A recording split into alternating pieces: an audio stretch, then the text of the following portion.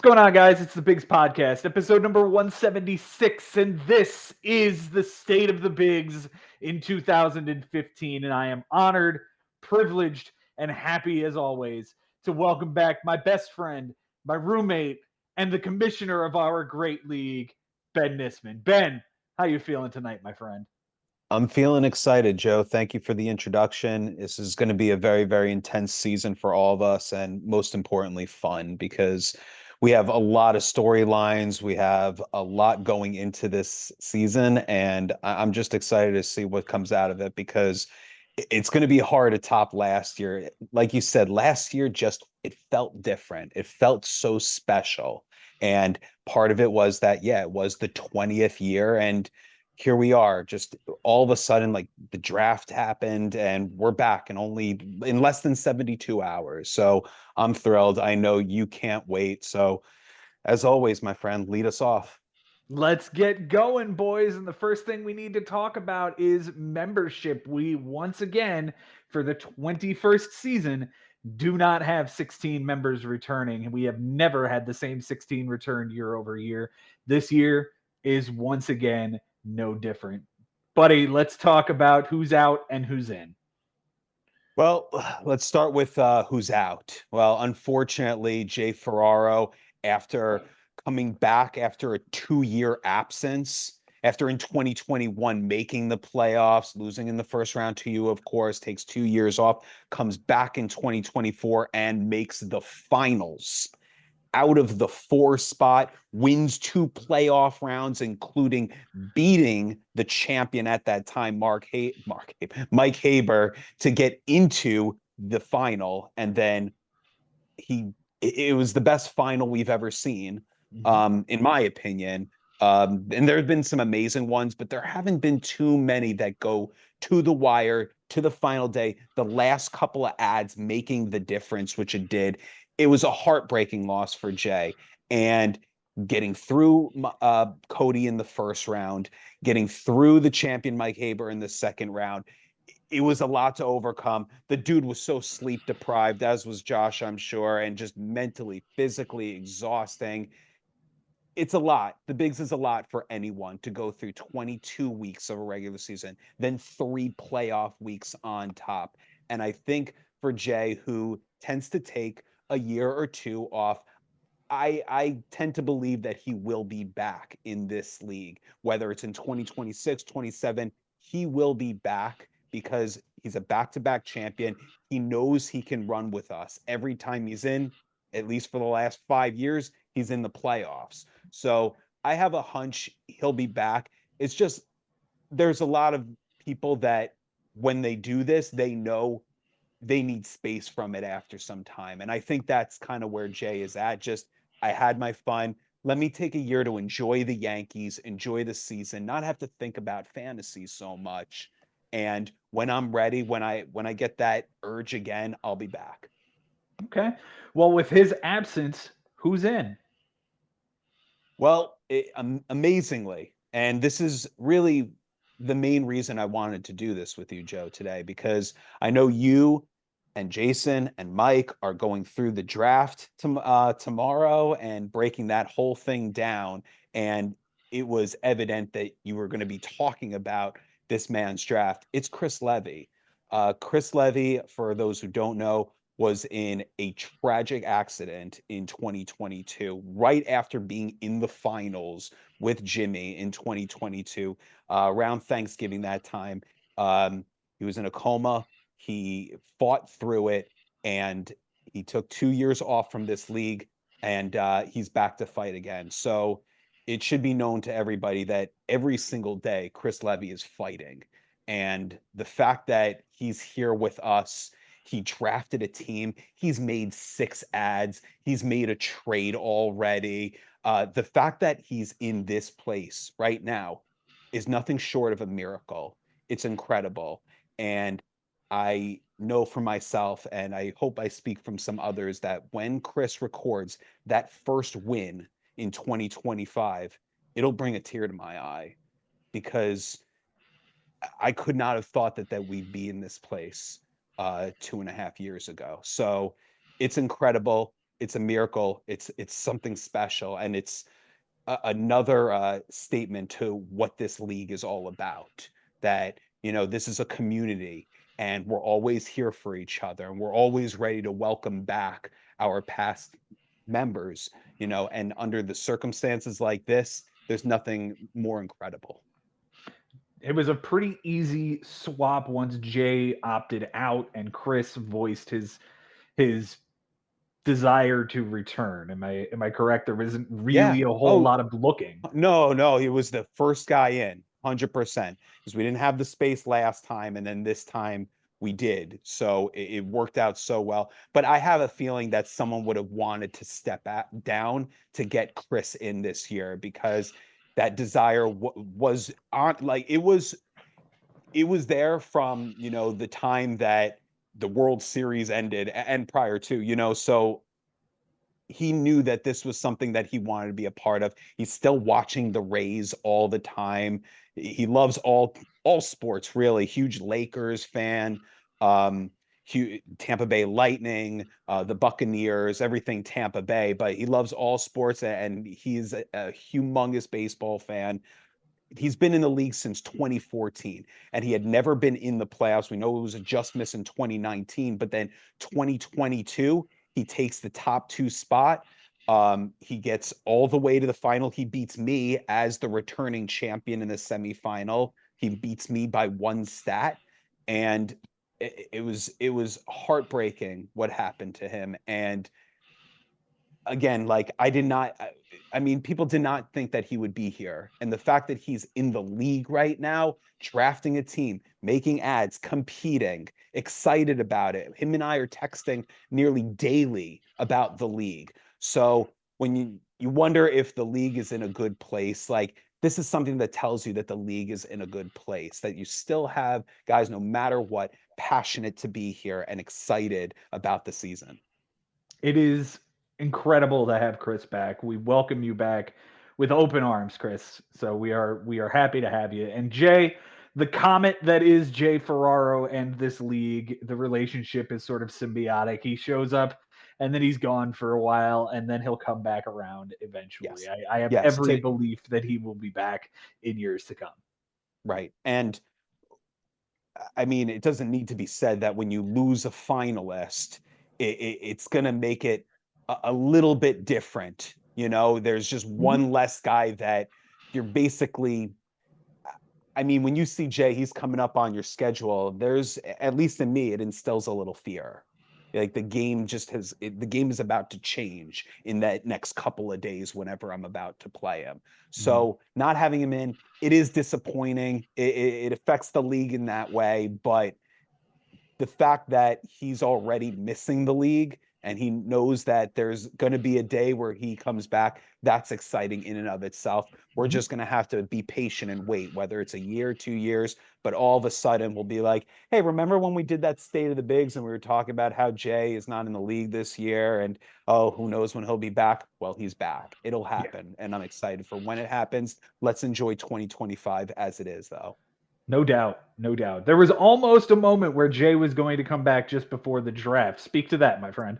Okay, so yeah, this goes with something else that we're going to talk about. There were a few guys in the draft room this year that were really dealing with outside interferences. I am, to an extent, one of those people, and we'll get into that, and I'm sure you'll talk about it a little bit more on the show Goodness gracious, Tuesday. were you? Yeah, for sure. But yeah, so what happened was Adam, I even had to delete him from the league and bring him back. But he didn't realize that he had prior plans that were made previous to when the draft was, right? So um, he let me know, and he said, you know what, it's going to be really, really tough to multitask here. Maybe you should save my spot, find someone else, and I'll be back next year. And I appreciated the candor. I went searching for the next 24 hours for somebody. And Jay was one of those guys I reached out to, but still at that point, still had the same reservations about coming back. We had reached out to people that showed interest in the past. but they had found another league, and they had said, you know what, I'm in one league. I really want to focus on that league. And I actually appreciated that because Mhm. that tells me that that person, if they do come in the future, that's a guy that you can count on that's going to be active and on top of the league and on top of his team and want to be participating the whole way throughout, regardless of whether they're on the bottom or on the top. They're going to want to improve. They're going to want to get better at what we do. So that was reassuring. Unfortunate, disappointing, but reassuring for the future. Yeah, just a couple of other guys where I talked to them, but I didn't get that same passion. So Hmm. at the end of the day, I said, you know what? If Adam could do the best he can under the circumstances, we know what Adam brings to the table during the season. And we know that when you have a guy that's going to be active every single day, that's more important than someone drafting their team. So when you look at it, Adams now, he's been in the league 2 straight years. This would now be his third year. I want him to get another year under his belt, learning Mhm. the game, learning his own strategy, learning the strategy of his opponents, getting better that way. And that to me seemed like a better scenario than finding someone new that might have been in the draft, but may not have taken it seriously after that, or Mhm. not even during the draft. Maybe they don't even have the knowledge that Adam would or be able to do while he's drafting at an Islanders game. So to me, that seemed like the best case scenario. Let's have Adam back in the league, drafting the best he can, and then work his way from there because he's got plenty of time to feng shui this roster, make ads, make drops, and make a trade potentially. He's done it in the past, and no one, I shouldn't say no one, but often a player's fantasy team is not the same 7 or 8 weeks later. It's typically changing, even at like though you're proud and happy with your draft because Mhm. injuries happen, guys lose their role, whatever it may be. The team changes consistently. So I felt like that was the best case scenario. It wasn't ideal, but I love having Adam in the league, so I'm glad that that was the final decision. All right, let's move on to the actual nuts and bolts of the league itself. No stat changes, no move limit changes, no inning minimum changes. We're keeping it as is last year. Speak to why. Yeah, it seemed like it worked out pretty well. Um, the 10 ads were perfect for managers like myself, you, Jimmy, the guys that seem to max out to 12 no matter what and find a way to do it.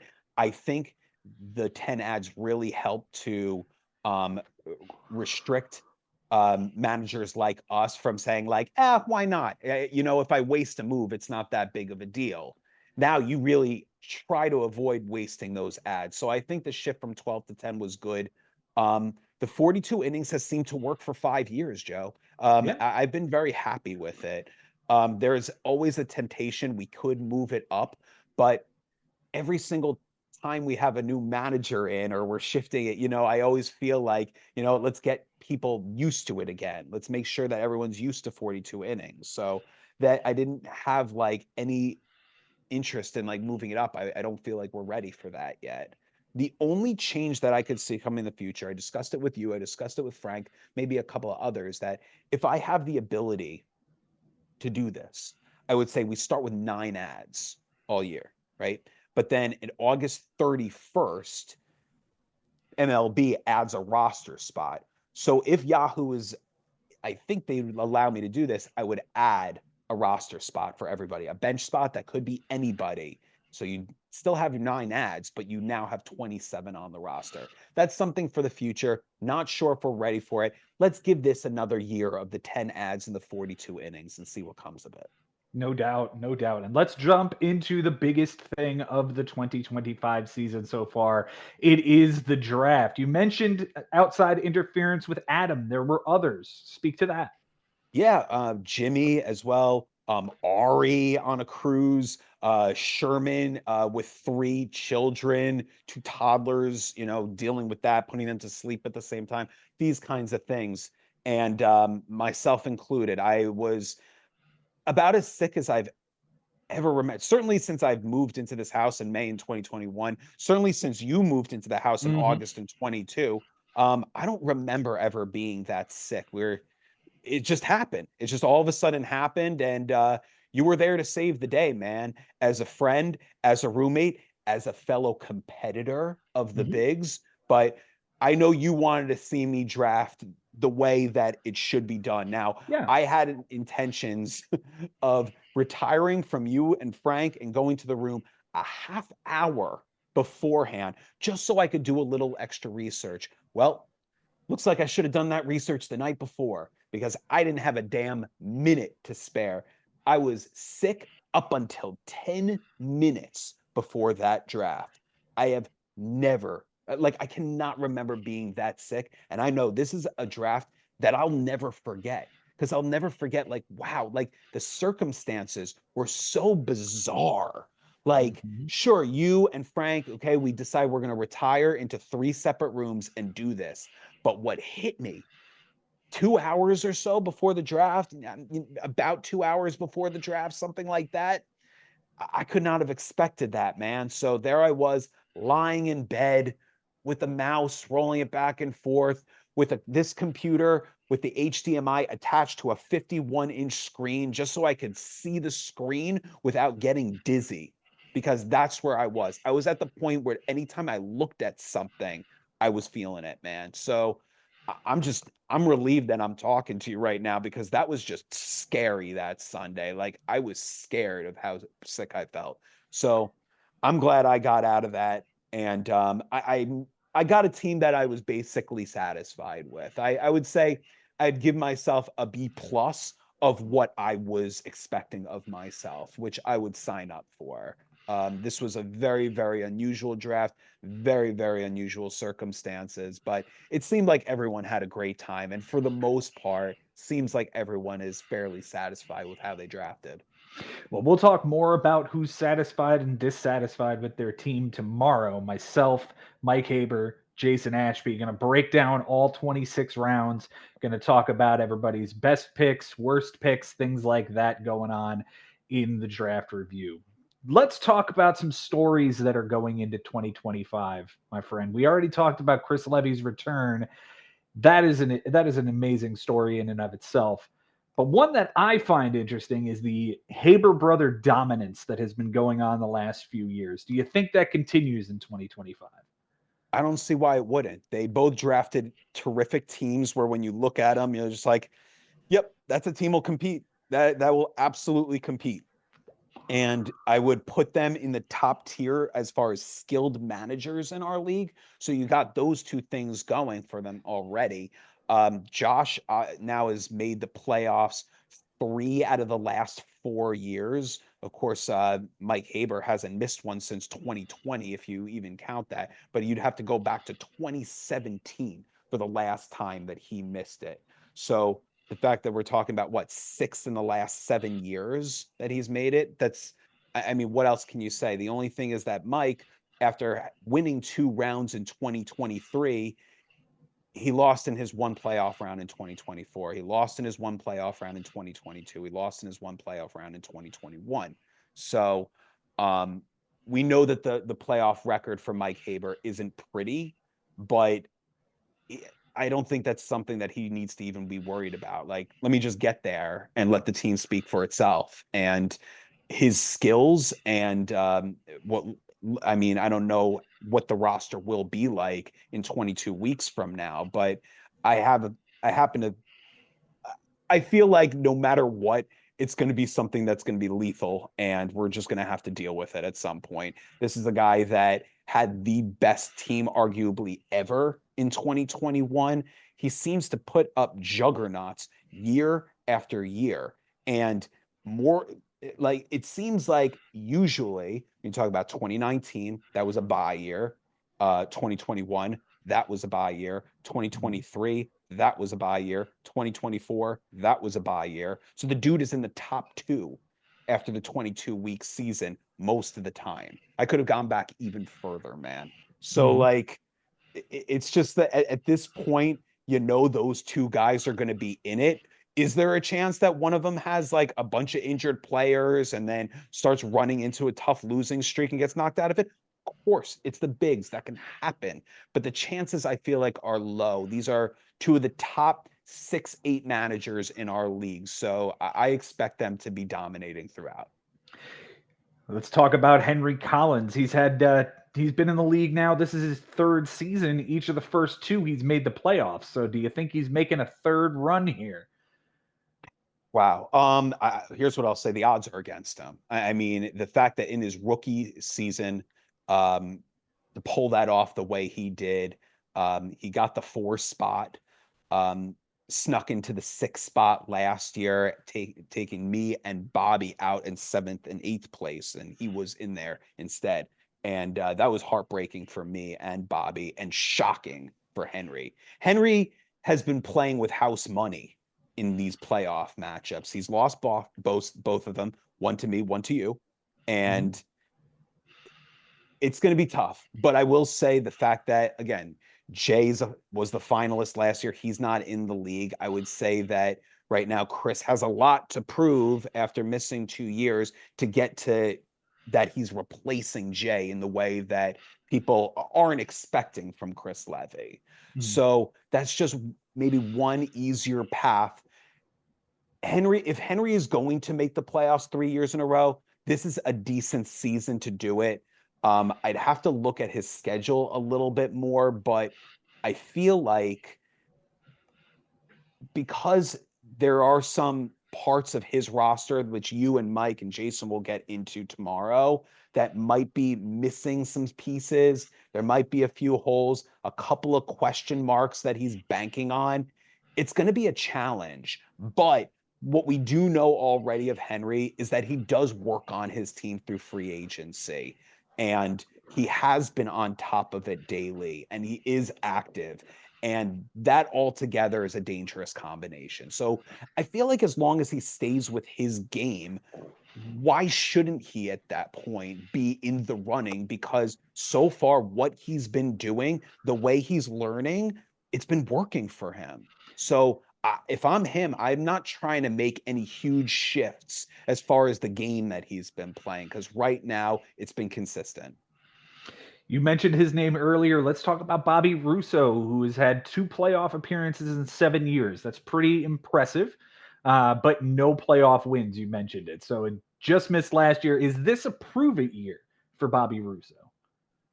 I think he would say it is. I don't think so. I think he's proven a lot in this league. 2 out of 7, like you said, I think that's a pretty good average. And a lot of things have to go right in order for you to make the playoffs. So I think he expects it of himself. I think if he gets in, he expects a deep run. I could be wrong. I mean, I'm speaking for him, so I would love to know how he feels about it. Actually, for me, I don't think so. My expectations are high. Like I expect him to have a good season. I expect him to be over 500, but top 6 out of 16. There's so many random things that can happen that knock you out, and I only missed it by a couple of stats last year. I was just ahead of Bobby by like one, and then just behind Henry by like 2 or 3. And I'm just like, wow, if I just did that one little thing against Henry or that one thing differently against Costas that flips 2 or 3 stats, that's the difference. So it becomes so random at that point that you're almost like unafforded any mistakes down the line. You know what I mean? Like Mhm. there are times where you're like, oh, if I'm in the 4th spot or the 5 spot this season, I guess I did have a little bit of wiggle room and I could have made a couple of more mistakes. But when it's that tight, like every stat matters, every decision matters. And it's, I hate putting that on myself, you know what I mean? But I think it's natural when you just miss. Um, of course, we know about in 2021, Jimmy and Costas tying for the final playoff spot with the same exact record, same amount of wins, losses, and ties after 22 weeks. It'll never happen again. You can see it happening for 2 teams, but not for the final playoff spot. So every decision ended up mattering. And it's just, I, I don't want Bobby to like think like because, oh, I did this instead of that, it's going to be like the difference 12 weeks from now. You know what I mean? You just got to Mhm. play week to week, day to day, and then move on. There are certain guys that, and I feel like Bobby is one of these guys, and this is what I like about his strategy. He plays the long game, right? There are Mhm. certain guys that they're not patient, right? Like they're just gonna like flip out guys because they're not helping them on the day. Where other guys like an Ari, Bobby to an extent, me sometimes, we hold on to guys for a while, if they're even if they're clogging up the roster because I can survive losing a couple of stats to have this guy 4 weeks from now. So again, Bobby has been an incredible, incredible competitor. One of the best additions that we've had in the last 7 years. So I think he's just got to do his thing and he's just going to be fine. Don't forget, 2 years ago, he's in that first round with Josh Haber, one of the most historic pitching playoff matchups of all time.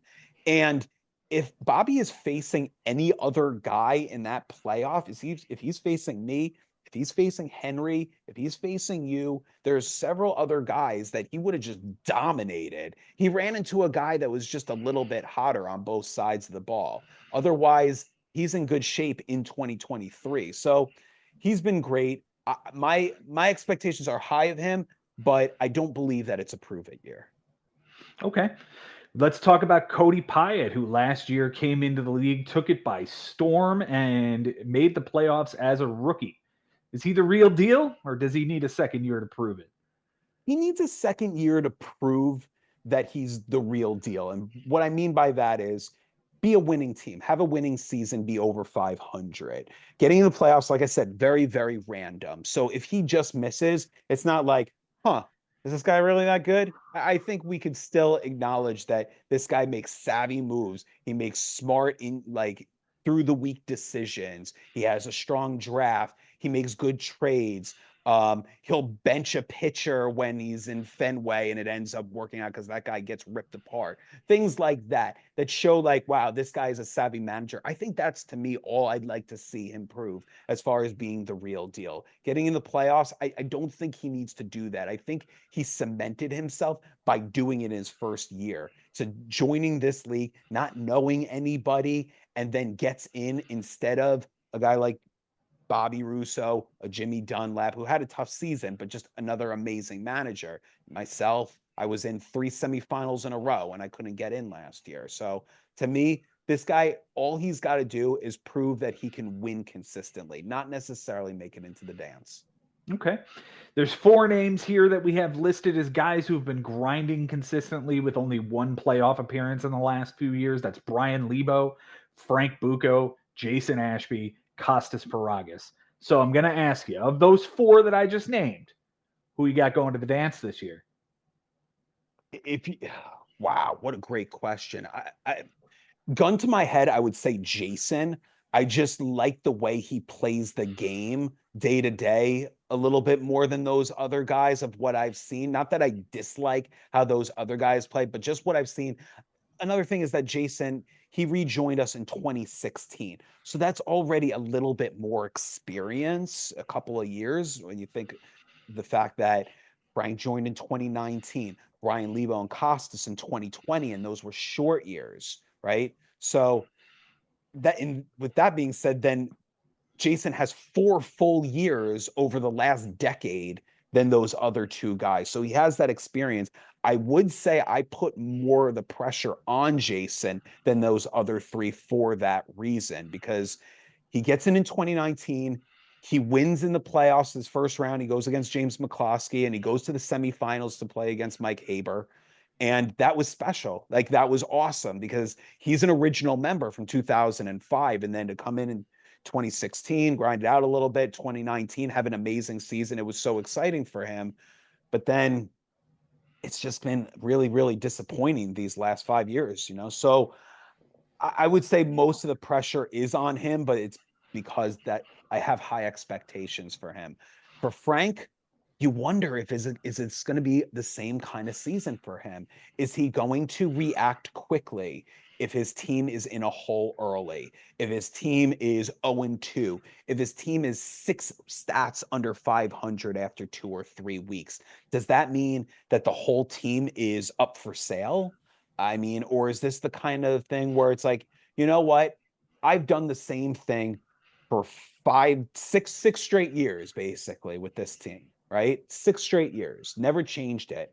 Only one playoff appearance, 2 wins in that playoff. It was the 2020 season. He was the 8th seed after 6 weeks. So I wonder if he looks in the mirror and says, if I keep doing the same thing every single day, every single season, and I expect the same result, and I expect a different result, but it's the same result each time, that's insanity, Mhm. And I hope he looks in the mirror and says, I got to do something different this season. I got to be patient on my guys. If a player that I like who's on my team and he's my left fielder, he goes 1 for 15 to start the season.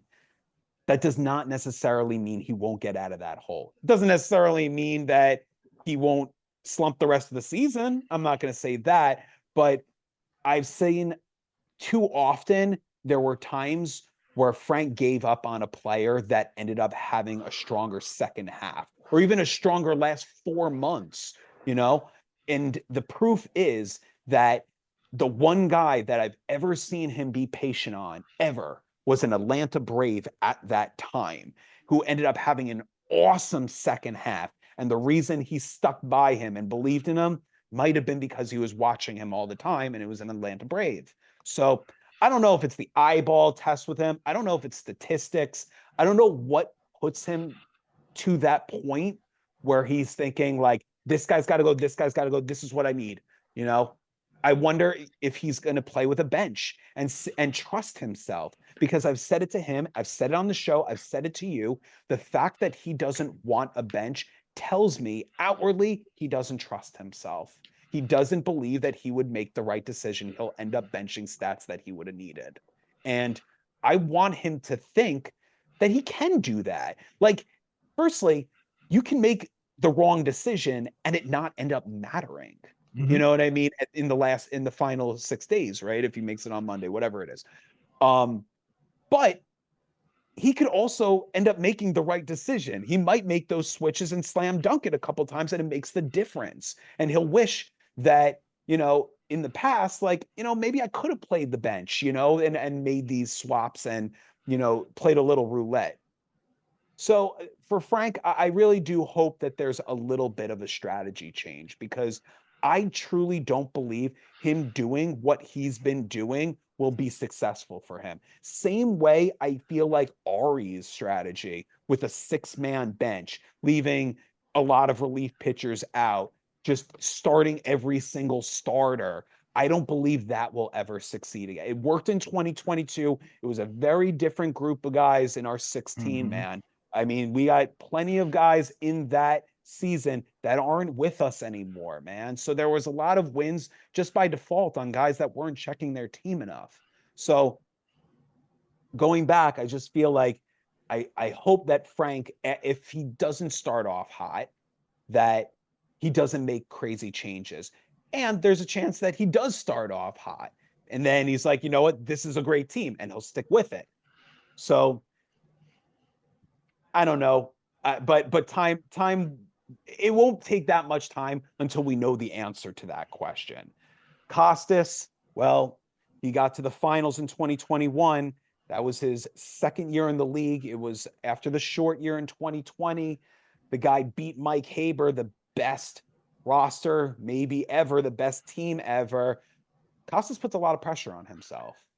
He's mad that he hasn't been in the playoffs since 2021. He's frustrated by that. So, if anything, I like that we have a really, really motivated manager in that way, that truly believes that he could continue to get better and hopefully find himself in the dance. Brian Lebo, I find to be much of the same with Costas. Was in 2020. He got in the playoffs that year. He got a playoff win over Jimmy. He went to the semifinals against you and lost.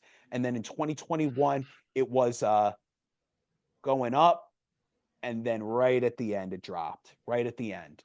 And since that 2021 drop, he hasn't had a ton of success in our league, not in 22, 23, or 24. So Brian needs to come out of the gate strong here. I would like to see Brian rattle off 3 out of his first 4, 3 out of his first 5 matchups and get on the right track, because it's been tough for Brian Lebo if he starts slow. If he comes out of the gate slow and tries to come back, that's hard. That's a much harder path. So I'd like to see him come out of the gate strong.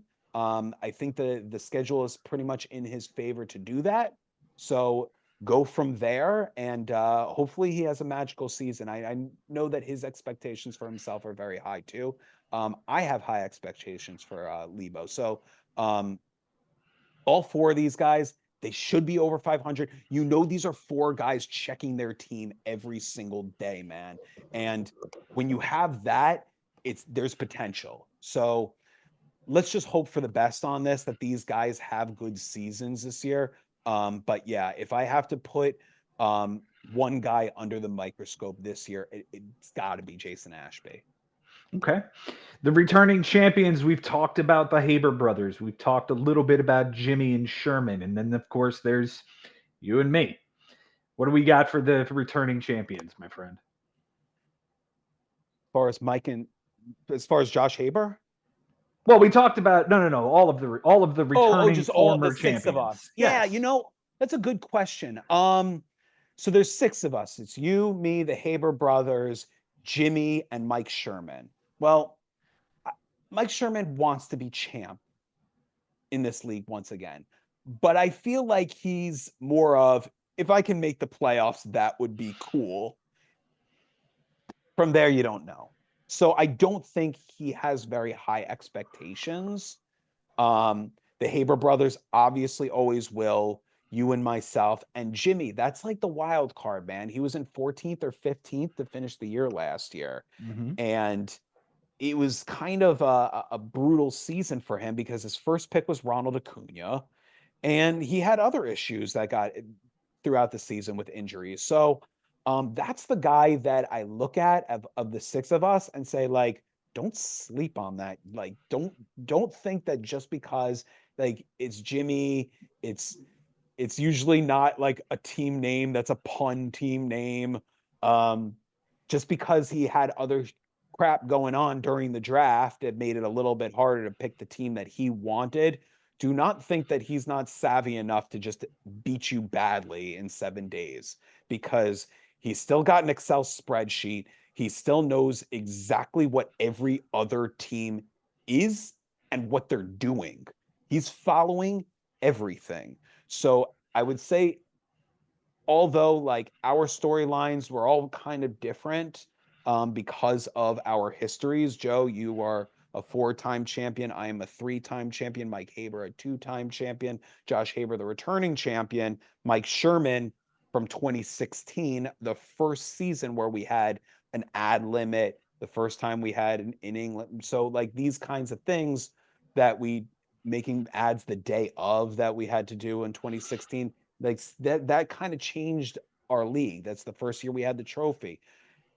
Now we have Jimmy. The 2022, it's just like kind of came out of nowhere, you know?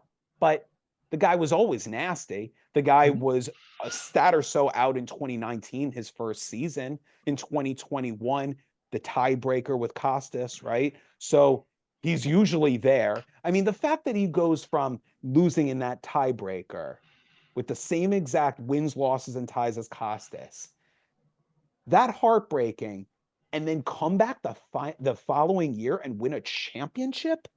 I mean, that's incredible. Like that is Mm-hmm. amazing tenacity.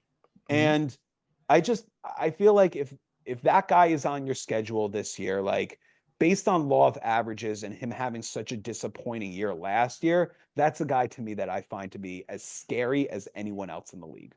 No doubt. No doubt. I am fearful of Jimmy Dunlap's return this year. I think he's going to remind us all exactly who the hell he is, because last year was an unmitigated disaster, and I think Jimmy would say just that. So good luck to everybody this year. Everybody's got their own storyline this year, so best of luck to everybody. The record book has been updated, Benjamin. We are heading into 2025, and There were 4 new records set last year. The fewest triples in a season, this guy. 6. 6 total? 6 triples. 6 The total. whole season. The whole season. Huh. 6. Okay. Shows Yeah. how much that really matters. You know, you hit a triple, you win that stat, and you're that much closer to home plate to score runs. Dude, I mean, you still made the playoffs pretty comfortably, so Mhm. it didn't really matter that much. The best record in the regular season for saves was set last year, and it is a record that will stand until the number of weeks changes because Mike Haber went 22-0 in saves last year. He didn't even tie 1 week? Nope. 22-0 in the regular season last year for that man in that category. Yeah, I mean, I'm pretty sure that will never be broken, especially because with the collective bargaining agreement coming up, there's a chance that they'll drop the amount of games from 162 to something lower, and then we'll have to shift and maybe make it a 21-week season. I don't know, but you can't do much better than 22-0, right? Yeah, no, you can't do much better than that at all. Congratulations, Mike. Whip for the season, walks and hits plus innings pitched, was tied for the 3rd time in our league's history. Jay Ferraro put up a 1.12 whip for an entire season. That is a record 1.12. Not done by Jay 3 times. No, it was done by Nick Holman once, and I believe myself. Huh. So Nick Holman's was definitely in 2019. Mm-hmm. So he just needed one more out basically, and he would have broken the record. Yeah, a 1.11 sets the record. Instead, he Oh ties wow. it at 1.12. It goes to show, I Finally, mean, that, yeah. finally, the most relief appearances in a season. Mike Haber. Most. Okay. Mike Haber, 592 Total relief appearances for total relief 22 weeks. appearances for 25 weeks. I guess they're Oh, counting all okay. of them. It's including Yeah, that.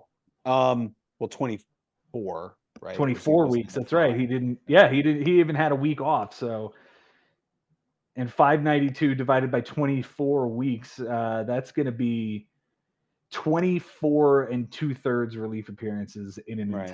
every week. Every Right. week We're he's not talking getting about matchups 25. because Yeah. yeah, we're not talking about matches. We're talking about total weeks because obviously there are 2 long weeks. So Mhm. we'd say like 24 weeks. Yeah. Now, I kind of remember that the saves for a week was broken a couple of times though, wasn't it? I know like I broke it at some point, and then I think Jay might have broken mine or tied it. It was something like, or was it the amount of relief appearances per, oh, it was a relief appearances for the week. Yeah, that in fact was broken a couple of times last season. I'm getting to it right now. Yeah, Let's because see. I Yep, remember was because I feel like I broke it with 28 or 29, and then it's someone 28. else broke. It's 28. It was done 3 times last year, and it is still standing as the record. You said it in Okay. week 10 for 28. Jimmy tied it in week 16 with 28, and I did it in week 21. Okay. Yeah. So that's something that I could definitely see broken. I could see 29 or 30 happening from a team, Yeah, no doubt. And especially of in a course, that's long in a week. 7-day week. That's Oh, not. it's in a 7-day week. Yeah, I think 28 it in can a be done. 7-day week. That's 4 every single day. That's a lot to ask for, but Yeah, I think I it can can see be it. done. I can Me think it too. can be done. Me too, actually. The overall for any week is 43. So on the long week, you can get to 43. You've done it twice. Last year in week 1 and 2018 week 16, you hit 43 relief appearances in a long matchup. Ridiculous. Yep, absolutely ridiculous. Benjamin, this has been a fantastic episode. I thank you for creating this wonderful thing that we do and this wonderful hobby that we have for half the year. Thanks for being here with me, man. I appreciate it. It's a pleasure as always, man. Thank you for being a part of it. I thank the league for being so into it, so excited about it. One thing I should bring up is for those who are wondering if there's a trade cutoff for the long week, Yes. they should know that Saturday would be the final day. So we got Thursday is opening day, Friday, and Saturday. After the last pitch is thrown on Saturday, all trades after it will go to the second matchup for the week 2 matchup. So if you want a trade to affect this matchup, it needs to be done on Saturday at the very latest before last pitch. So that's what I just wanted to throw in there. Mhm. Um, and Joe, thank you so much again. It's really exciting that we're back, man, because that was a really, really crummy winter. And I have just been basically hibernating in the house, counting the days down until we could open the league and have the draft and opening day. It's upon us, man. I'm really excited. Uh, this has been a lot of fun. Certainly been a while since I've been sitting in the chair and Mhm. talking to you. So takes a little bit of refreshing to get the articulation back, of course, but I'm happy to do it, man, and I'm glad that everyone is as excited as I am because I have a feeling it's going to be an amazing season as always. It's going to be fantastic, guys. Thank you so much for watching, listening, and doing what you do in this league because without you, we have no show. Thank you guys again. Tomorrow we'll be doing the draft review. Myself, Josh, Jason Ashby, and Mike Haber. So look forward to that. Until next time, guys. It's been real. It's been fun, and it is always real fun in the bigs. We'll see you next time.